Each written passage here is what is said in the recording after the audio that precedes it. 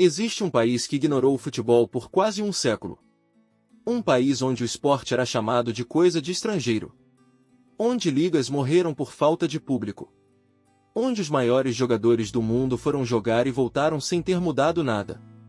Esse país vai sediar a Copa do Mundo de 2026. E a história de como o futebol sobreviveu nos Estados Unidos é uma das mais improváveis do esporte mundial. Não é uma história de conquistas. É uma história de teimosia.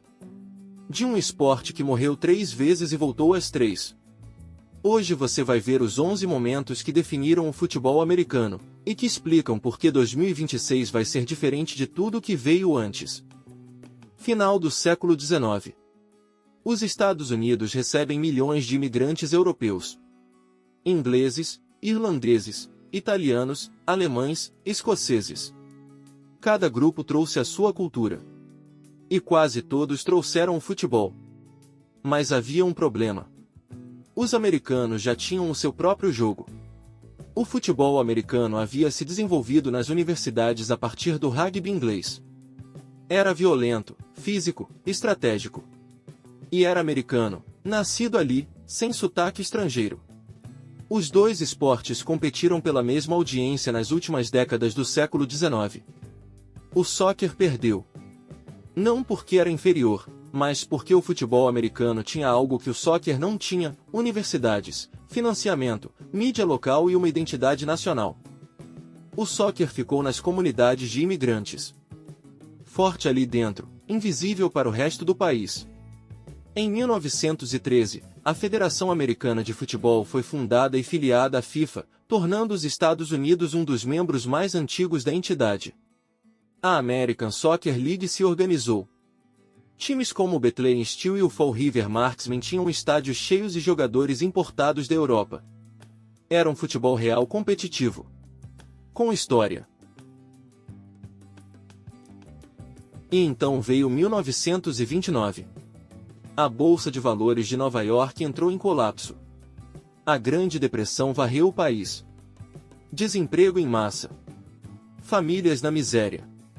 O futebol americano, que já era frágil fora das comunidades de imigrantes, não resistiu.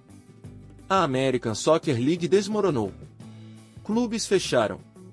Jogadores voltaram para seus países. Em menos de uma década, o futebol organizado nos Estados Unidos praticamente deixou de existir. O esporte sobreviveu nos parques. Mas como indústria, como espetáculo, morreu. E ficou morto por quase 40 anos. Mas antes de morrer, deixou uma marca. Em 1930, na primeira Copa do Mundo da história, os Estados Unidos terminaram em terceiro lugar. Terceiro lugar. Até hoje é o melhor resultado masculino americano numa Copa do Mundo. Pensa nisso. 29 de junho de 1950. Belo Horizonte, Brasil, Copa do Mundo. Fase de grupos.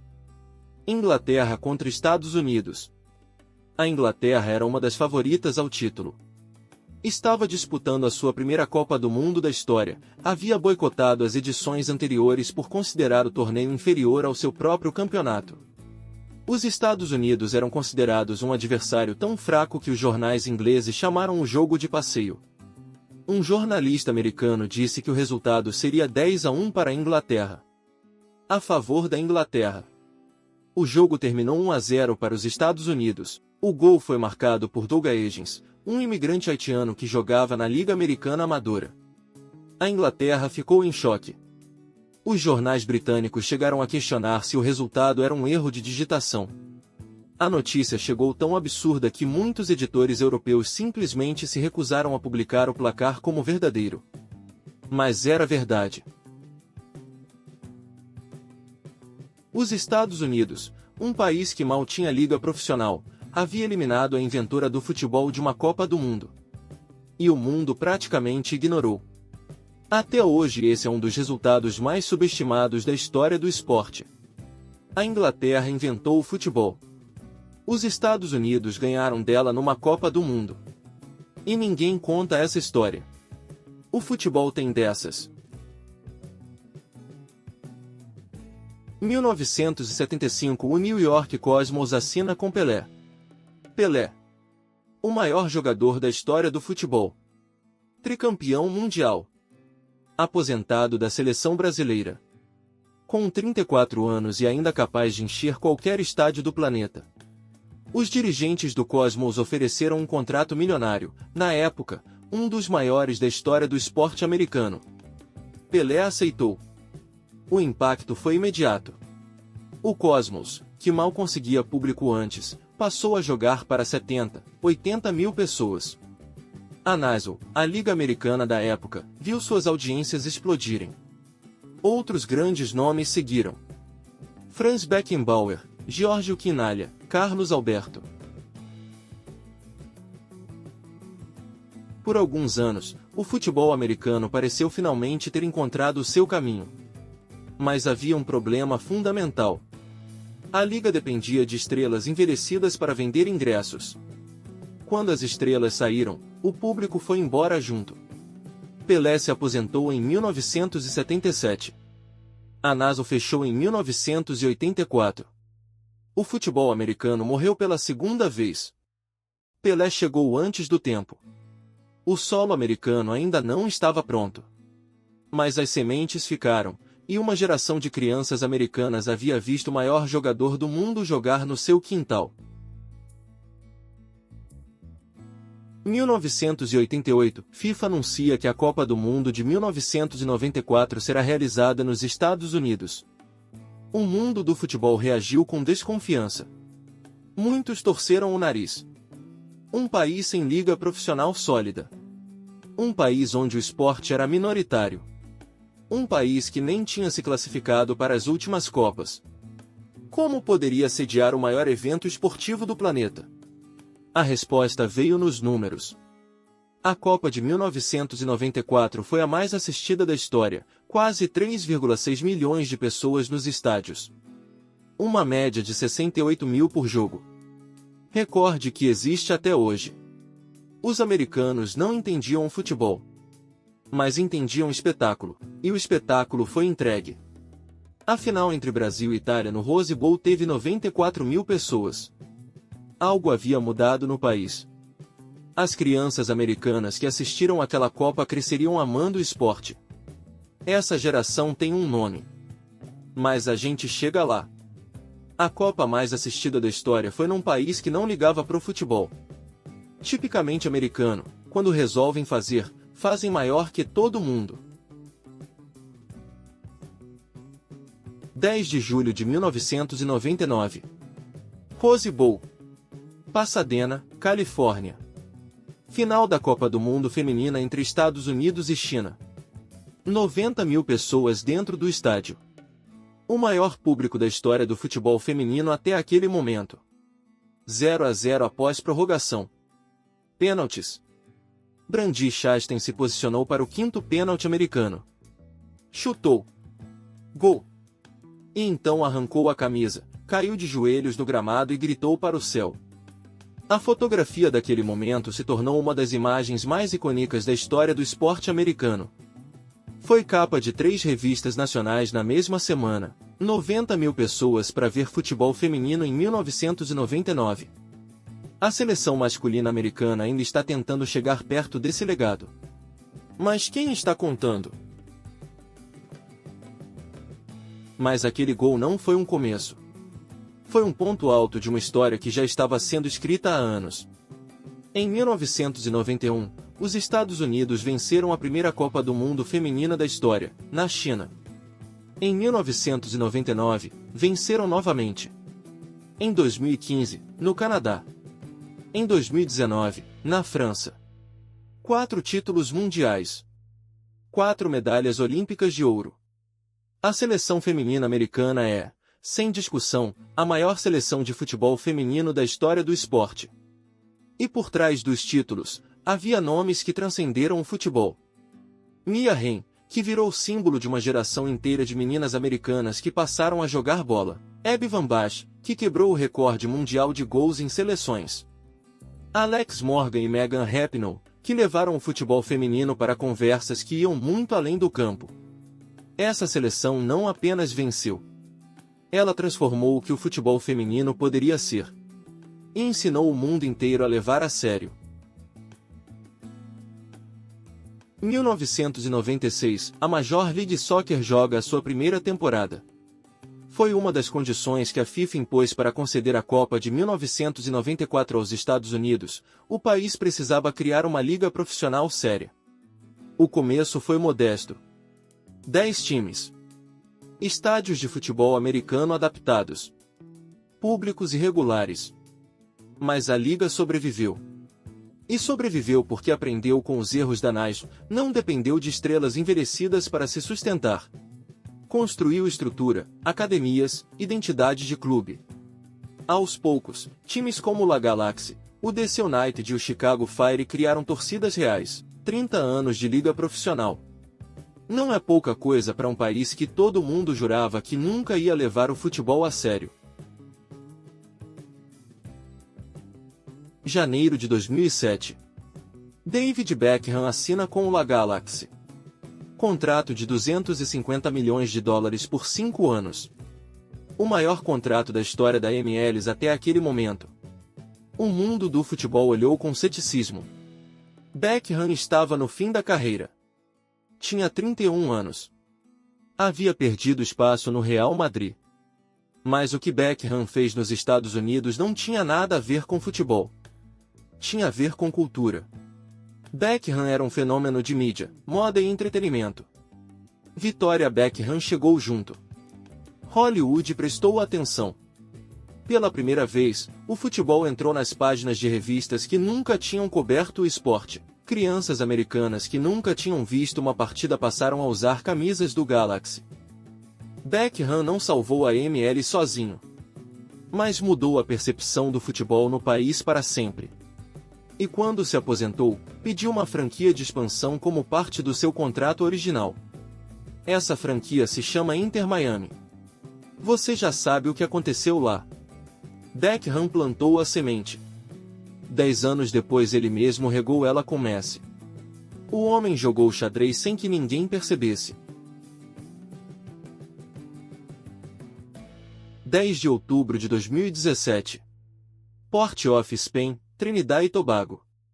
Os Estados Unidos precisavam de um resultado simples para se classificar para a Copa do Mundo de 2018. Trinidad e Tobago já estava eliminado. Não tinha nada a jogar. O jogo terminou 2-1 para Trinidad e Tobago. Os Estados Unidos ficaram fora da Copa do Mundo pela primeira vez desde 1986.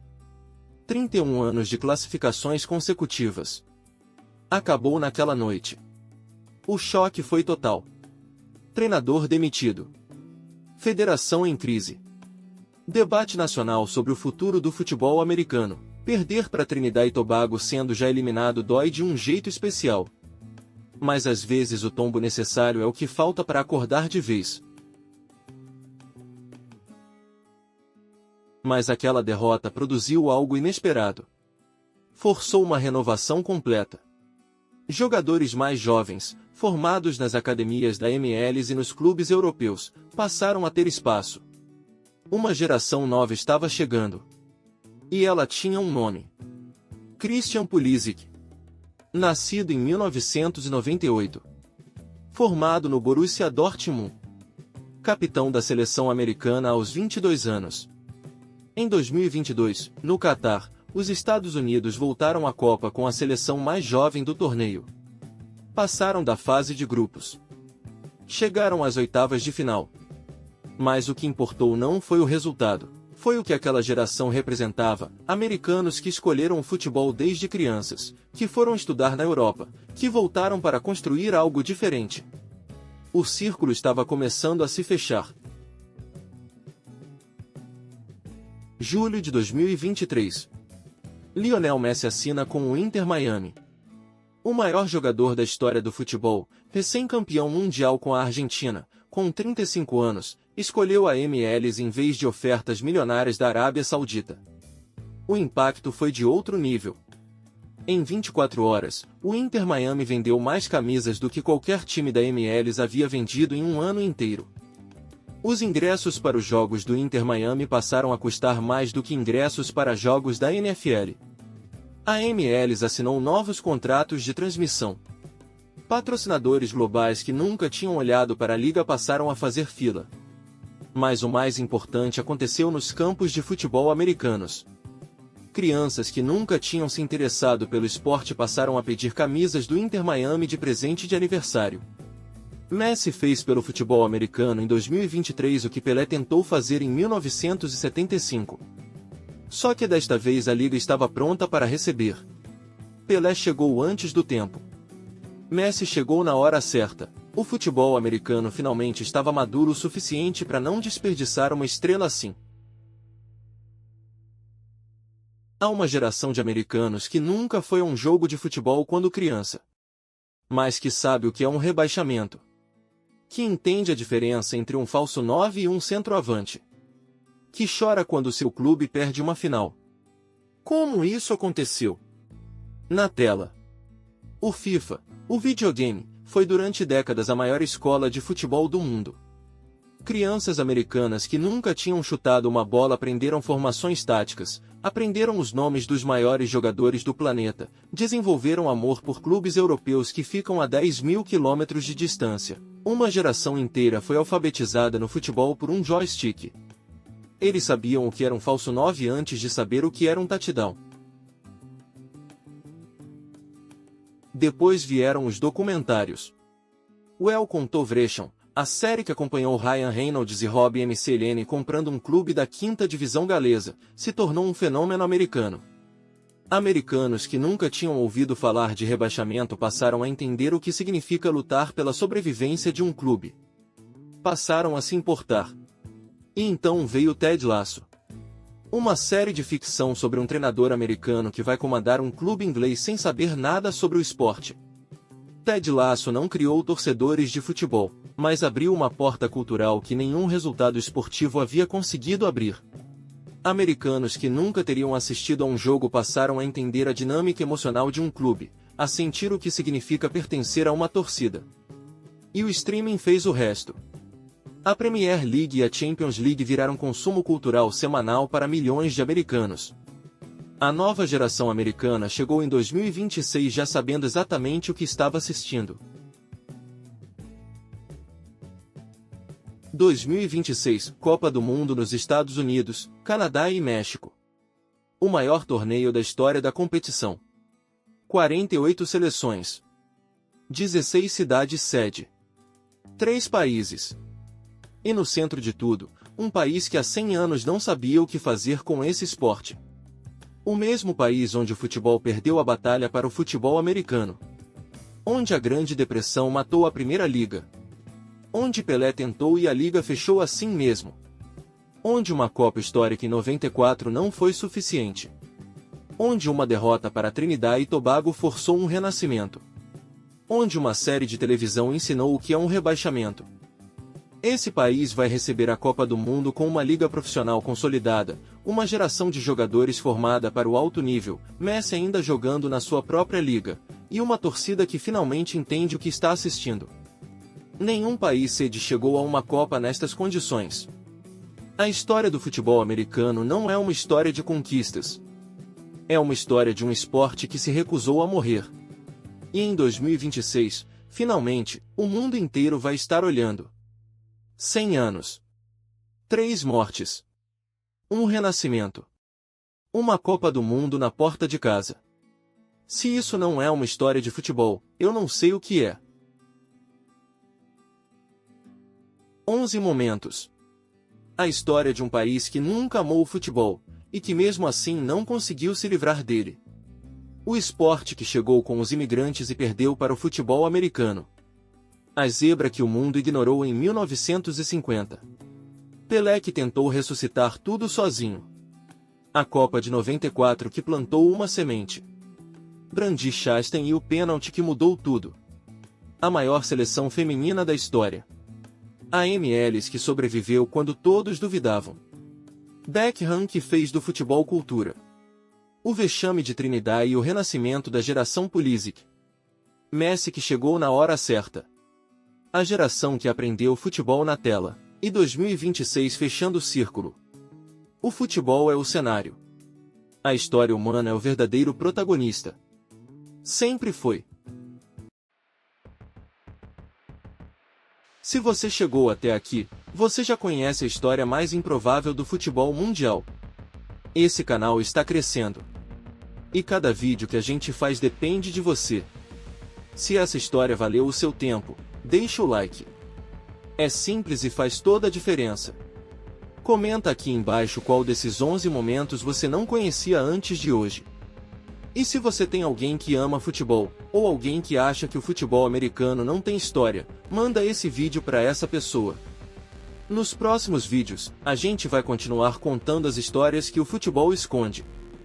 Se inscreve para não perder. O eco continua.